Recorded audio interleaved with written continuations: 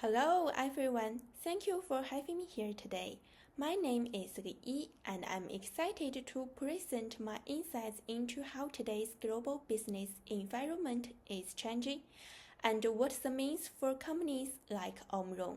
In this short briefing, I'll walk you through four major forces that affect how business plan, invest, and grow. We'll look at four key forces shaping today's business environment.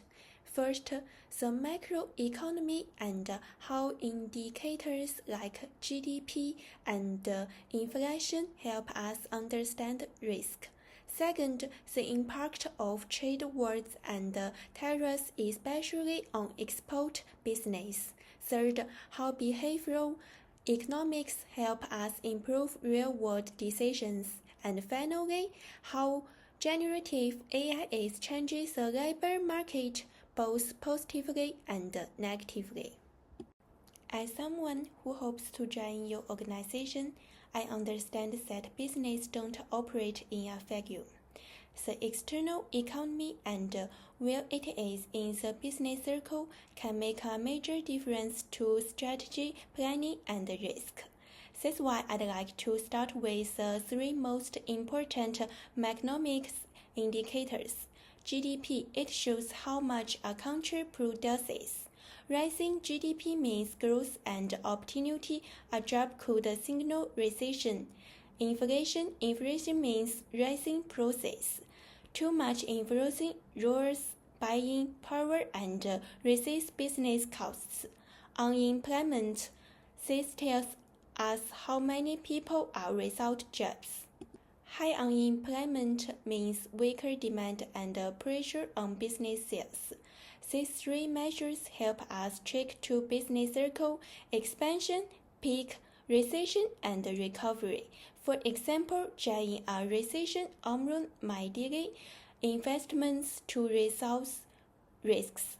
For a company like Omron, this information is essential to plan wisely, whether it's production, investment, or hiring. Let's now look at tariffs and trade wars, an issue that has affected many businesses in recent years. After the U.S. election, now tariffs were placed on exports from countries like Singapore. That means if Omron sells to the U.S., our products become expensive there.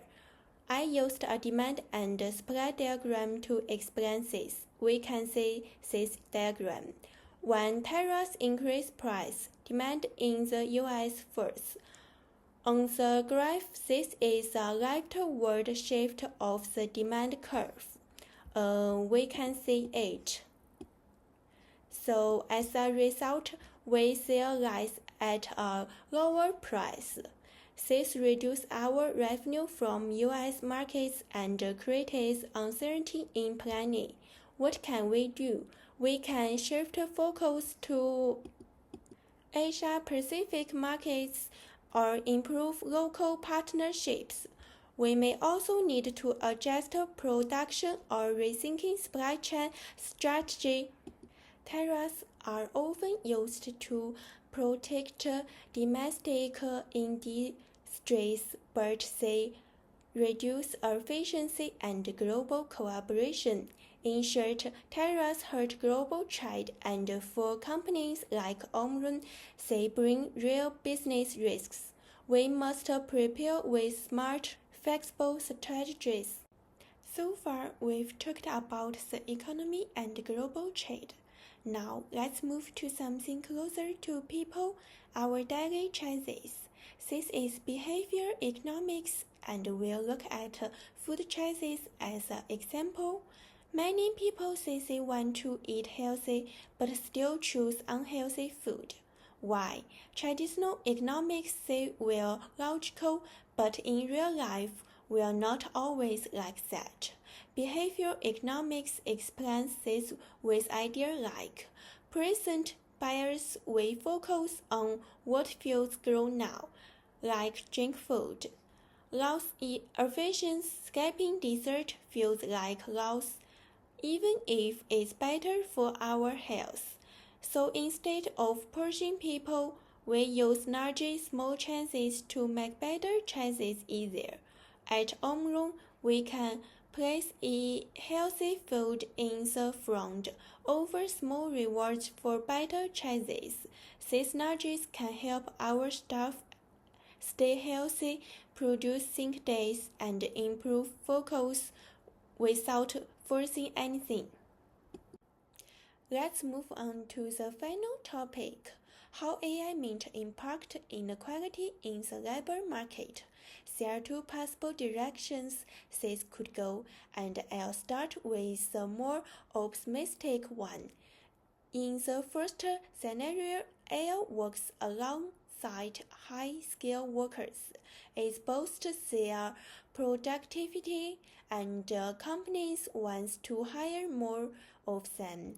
That means demand of high-skilled labor goes up from demand 1 to demand 2.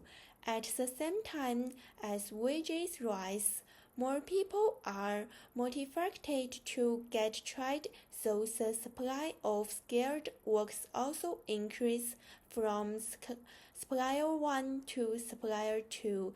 If you look at the graph, you'll see wages rise from wages 1 to wages 2, and employment grows from quality 1 to quality 2. This is a win-win: more good jobs, better pay, and less inequality, especially if with both training and access to education. Now let's look at the second, less positive scenario where AI actually makes inequality worse. This can happen when AI replaces low-skilled jobs, especially repetitive or manual tasks.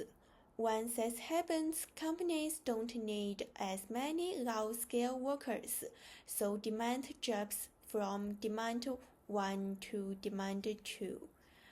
At the same time, many people who lose their jobs can't easily switch to higher scale roles, so they stay in the low-scale labor market.